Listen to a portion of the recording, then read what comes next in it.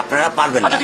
এটা বড় যুব 15 দিন, এরপর আরেকটা বড় কোনো ঘটনা পড়বে, এটা ধরে চলে যাবে। শিশু রামিসা আক্তার হত্যা মামলায় আদালতে 164 ধারায় স্বীকারোক্তিমূলক জবানবন্দি দিয়েছেন প্রধান অভিযুক্ত সোহেল রানা। জবানবন্দিতে ঘটনার দিন ইয়াবা সেবনের পর শিশুটিকে যৌন নির্যাতন এবং পরে হত্যার কথা স্বীকার করে সে। এর আগে নারায়ণগঞ্জের ফতুল্লা থেকে সোহেল রানাকে গ্রেফতার করে পুলিশ।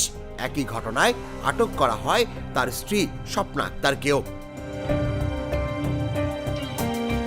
তদন্তকারী কর্মকর্তারা জানান, ঘটনার দিন সকালে সোহেল তার স্ত্রীকে একটি কক্ষে আটকে বাইরে থেকে দরজা বন্ধ করে দেয়। পরে শিশুটিকে জোরপূর্বক বাসায় নিয়ে গিয়ে যৌন নির্যাতনের পর হত্যা করা হয়।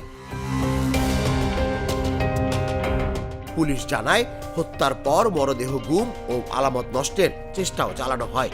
এসব কাজে সোহেল রানাকে সহযোগিতা করেছে তার স্ত্রী স্বপ্না আক্তার। এ ঘটনায় আরো কয়েকজনের সম্পৃক্ততা রয়েছে কিনা তা খতিয়ে দেখছে তদন্তকারী সংস্থা।